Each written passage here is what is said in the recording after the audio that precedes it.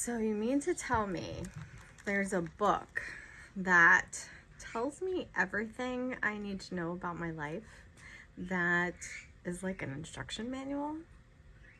Yes, sign me up for that.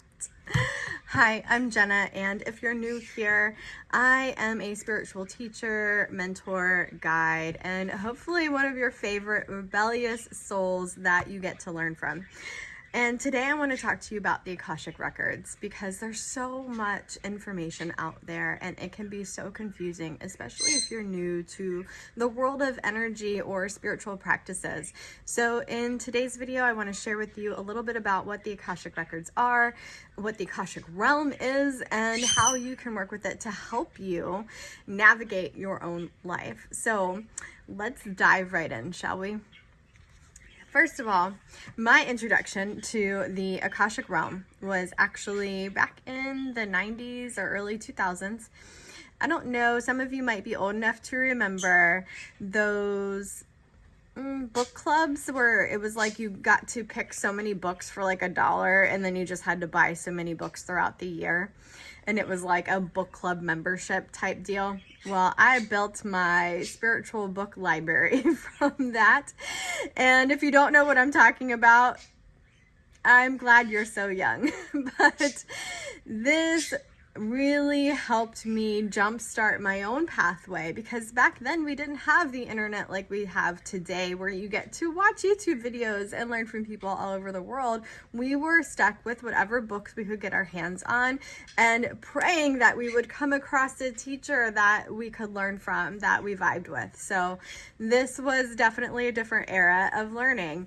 And one of the books I got was on the Akashic Records, and it was a very interesting book. It came with like a CD or something in there too that guided you through the meditations and whatnot.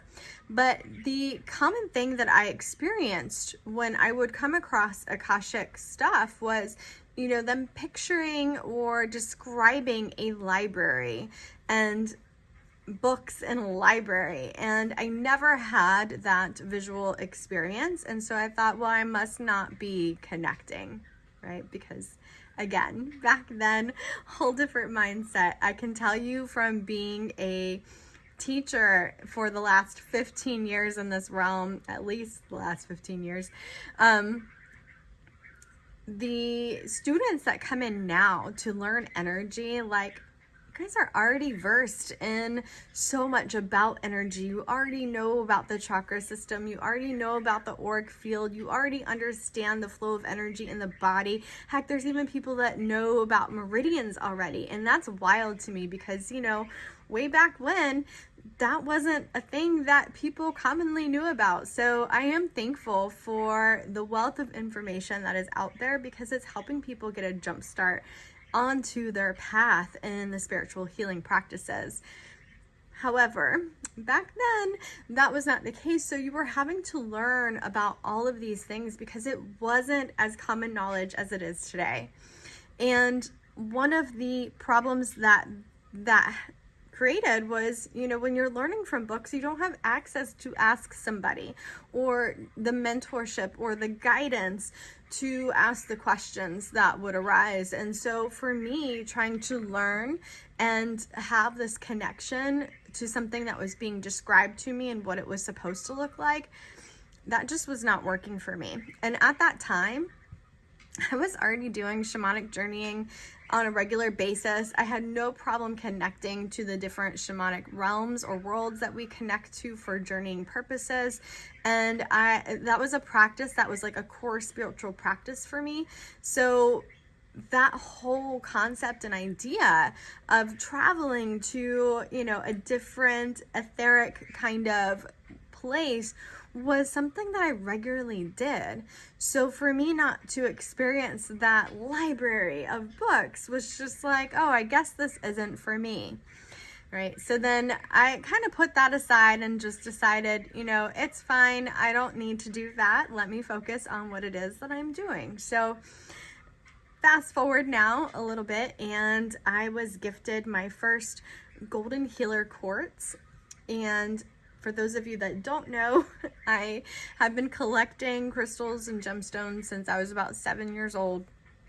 So we're talking back in the 80s, and that energy with the stones was something that spoke to me very early on. Plants and crystals were definitely part of my world as a child, and this continued to grow within me. So I was gifted this golden healer quartz, and it was the first time I worked with one, and I took it to the beach with me. So I currently live in North Carolina, and I live on the coast, and thankful that I live just 10-15 minutes from the beach. So I took it to the beach to cleanse and to commune and connect with the stone and see what information I had to offer, see how it wanted to work, what it could teach me. And as I sat there with the stone, it took me on a journey. And this journey led me to the Akashic Realm. It led me to connecting to that energy, to feeling what it felt like, and to recognize that it is the celestial realm that I've been connecting to all along. So let me pause there and introduce, in case you are new to the Akashic Realm or records or anything dealing with the Akash. Akash or Akashic is a term used to describe the ether or the celestial realm or the universal oneness or the collective consciousness. There's so many different names, but it's all talking about the same thing. Quantum field, that's another one. So this is all the Akash, right? That's what it all is. And the Akashic records are held in this Akashic realm. So the records is what's a little bit more specific. The records is that specific book that, or it doesn't have to be a book, it could be a scroll, it could just be words that pop into your head. So that's the thing that I want to also preface here, is that it doesn't have to look like a book. It might not. And the allowance for whatever it is for you to just be. So if it turns out to be a scroll, if it turns out to just be, words in the sky, in the air, or just a knowing, like allowing for that to be what it is wanting to be for you. But anyways, so the Akashic Records is like that specific imprint that you're going to connect to that helps you to tune into a very specific energy. So to keep this simple, if you're going to the Akashic Realm to open your Akashic records, those records, that's your intention for your travel to that realm.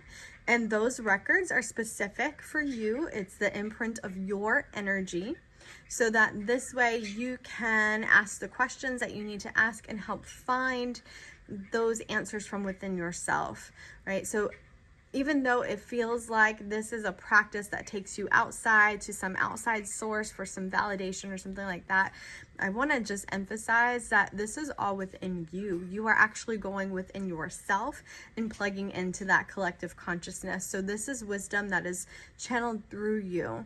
It is coming from within you. It is part of you. It is already there. So I want to make sure that we're not doing this in a way that gives away our power to something outside of ourselves, because that's not the intent. The intent is always to come back to a place of empowerment. And the empowerment is this practice that allows you to tune into this collective wisdom that you channel within you already. So this is a practice that opens you up to that connection and makes that connection so much easier for you. So back to my experience with this crystal, right? I was on that journey. I was feeling it, and I was like, I connect to this energy. I've been connecting to this energy all along. I just knew it as a different name. In the shamanic practices, I called it the celestial realm or the upper world, right? It's all the same energy. But then I began to connect into the place where I go for specific record work. And that was the game changer for me, and allowing how it wanted to reveal itself to come through. And so for me, it looks like a golden pyramid. And being able to connect into that and to see it the way that it needed to portray itself to me was definitely the game changer. So one of the things that I have learned over the many years of teaching and leading is the ability to do that from a place that allows each person to have their experience. Because as a teacher, as a guide, as an instructor, if I am painting the picture for you, you're just trying to adapt and learn my experience, my perception, and that's not going to be the same for you. So a good teacher should be trying to hold the space for you to have your own experience, for you to allow that to come through to you so that you have your direct connection that is channeled through your lens of perception, that is working with your subconscious, that is really tuned in and tapped into the energetic symbolisms that mean something to you. So this is where I come from when I teach, to make sure that I hold that space so that you don't end up with the same struggles that I had, having to learn from books and things like that, but being able to come at it from a place of wide open, limitless possibility and potential, because that's really what the Akashic Realm holds, is that understanding and collapsing your ideas and beliefs around being stuck in the here and now, but opening up to that spaciousness, that vastness of all possibility. And so with that comes the recognition that we're all going to see and experience it different based on those things stored in our subconscious mind that have maybe little keys, little nuggets of connection for us that get us to that place that we need to get to access that in our mental space, in that third eye space, right? So this is what I do when I'm teaching the Akashic Record stuff, when I am leading shamanic practices. It's all about helping to hold the space for you to have your own experience. So I was amazed with this crystal. I still work with the Golden Healer quartz today. I love working with Golden Healer. It is one of my favorites to use to anchor that energy of above, to bring that Akashic energy in. And I use the red hematoid quartz or fire quartz for the earth energy below the crystalline core of the earth. And so those are the two stones that I use to connect those polarities. Also working with the masculine, feminine sides of the body to balance those polarities within the body. These are the stones that I work with for that. And it was from this channeling, from this experience and this depth of understanding of how it's connecting and how it wants to work with the person. So then after that, I was led to an Akashic Record teacher, and I honestly don't remember how I stumbled upon her, but I did. Her name is Kara Melendi, so shout out to her. She's one of my all-time favorite teachers because she teaches from that place of leaving things open and just leading you into that allowance. And I always strive to look for teachers that teach from that place, because that is far more impactful and powerful than someone that's just trying to teach you a step-by-step of their experience. So I caught one of her lives that she was doing on connecting to the Akashic Records, and I was listening, and in the very first, steps of how she grounds and connects and tunes into the central column of light and ascends up, and as she was going through that, I was just sitting here like, oh my God, that is the same practice that I had channeled, that I had started teaching and using in all of my energy-based classes. Like, it was almost identical to what I had channeled. And so I tried to quiet that part of my mind so I could be immersed in the experience. And after that, I had messaged her and I said, hey, where did you learn that opening practice? Is that something that was taught to you through a modality? I'm just curious because I downloaded that practice almost identically, and it's something I've been using in my energy healing practice and teaching my students. So I'm just curious if this came from somewhere, if this was something that you learned from somewhere. And she messaged me back and she was like, oh, it came to me as a download. And so we had this beautiful conversation and we became friends, and I absolutely adore her. So definitely go check her out as well. But that was a moment of, yeah, I'm definitely in the right place. I'm definitely tuning into the right things. It was one of those validating experiences that I wasn't searching for, but that just came upon me. And I don't know if you've had those experiences, but I love those experiences. And as someone from back in the day that had to really rely on those experiences to validate what it is I was learning and experiencing through my self-guided practices, channeling spirits, and just allowing myself to be intuitively guided. Being able to tune into and have those kind of validating experiences just happen was so important. So I began working with her and really diving into the Akashic Record work. And I really pushed her to teaching, the practitioner program. So I was like, look, I really want to learn this from you. And even though I am anchored into this energy and I feel like I can do this on my own, I would feel better if you offered a certification course that gave me permission to take this and go teach. Like, I want to do that. Are you thinking about offering that? And she's like, that's been coming through to me. She's like, I'm going to put it together. And I was like her first student to sign up because I was like, come on, do it. And I have to say, I was so happy to have that program. And while I am definitely someone that enjoys the spirit-led instruction of things and connecting and learning, when you find someone that is such a beautiful soul that teaches, you just can't help but to want to learn from them, because you're going to get so much more information and nuggets of like just juicy goodness. And I absolutely got that with her. So just wanted to give a shout out to my teacher that I credit my work to, because through her and the way that she taught, it allowed me to expand my work in the Akashic Realm so much. So back to the Akashic Record work. Now, I did that class, came out the other side, super excited. I work with the Akashic Realm a lot for my business, for myself and for my business. I offer sessions around it as well. And so this is all part of what you can do with this work. So it's not just a modality that is done as like an energy healing type of service.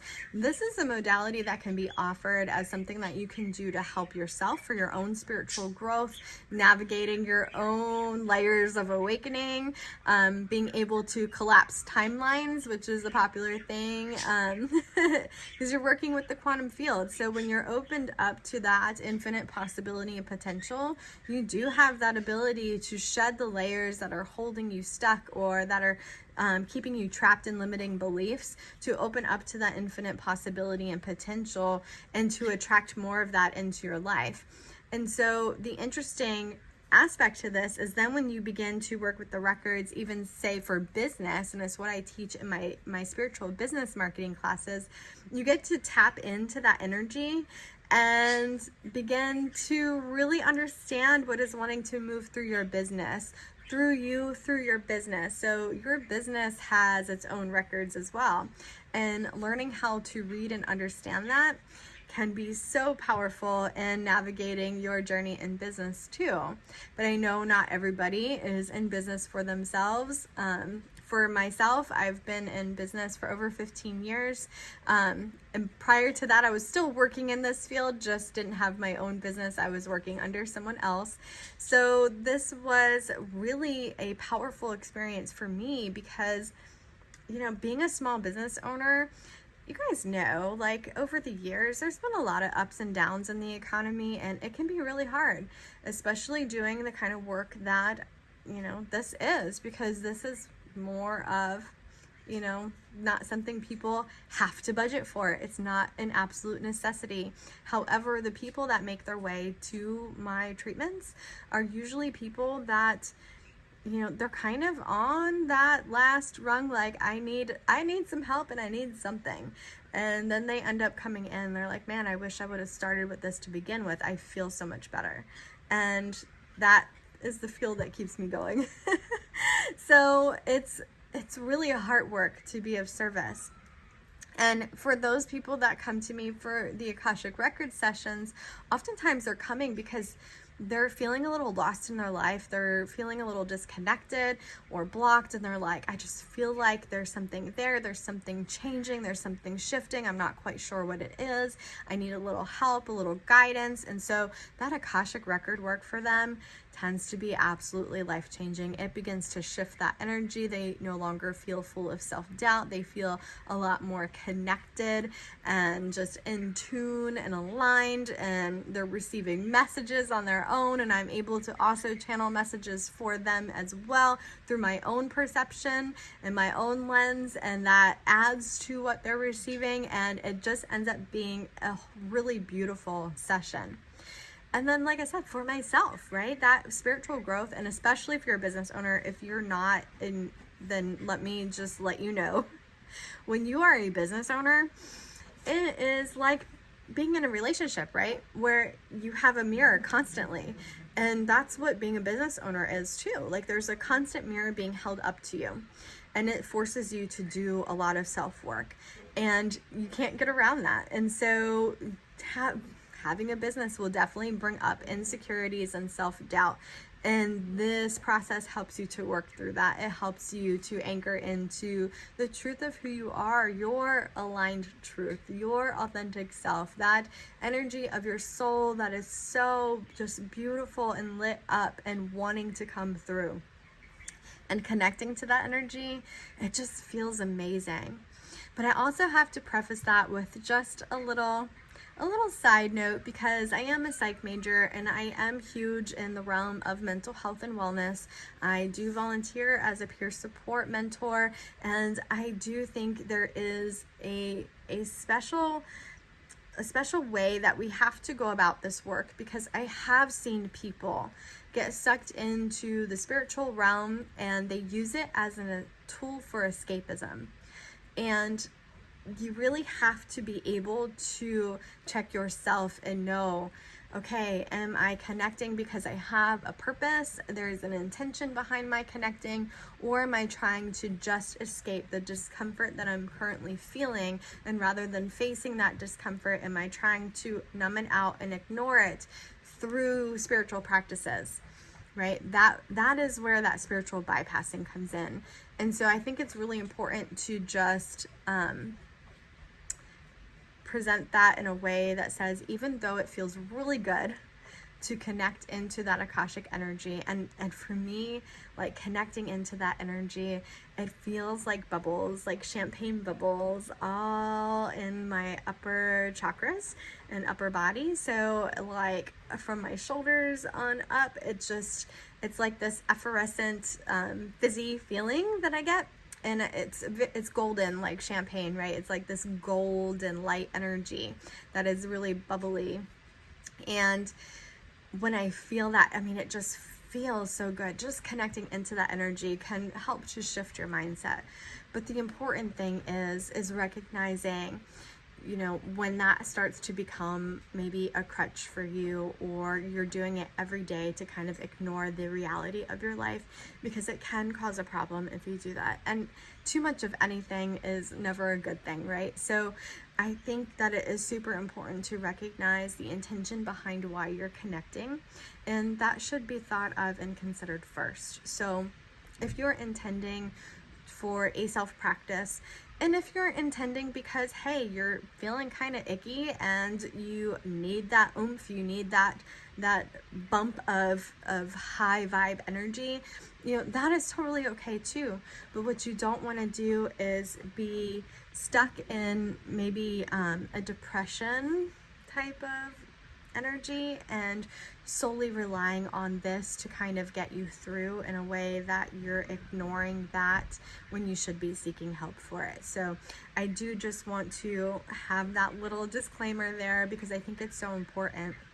And one thing with me and learning from me, my dog is over here just digging in the carpet, trying to fluff it up so she can lay down. So if you hear that, that's what that is. One thing that I am really big on is just making sure that we do things from a place of positive mental health, right? Positive spirit, in a way that is going to be helpful and nourishing and not cause a problem. So like I said, I have experienced, unfortunately, people around me that have gotten kind of tuned into that energy of escapism through spiritual practices. That Bella. You're gonna knock over my shade. Thank you.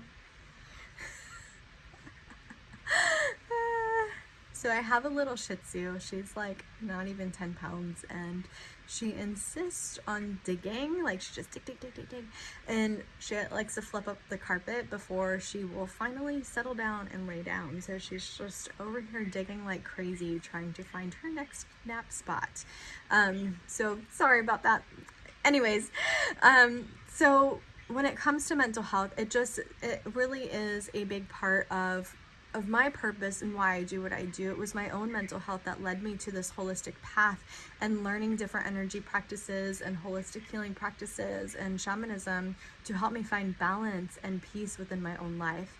But I have seen those that have went to the extremes and spiraled hard, and so I think it's just super important.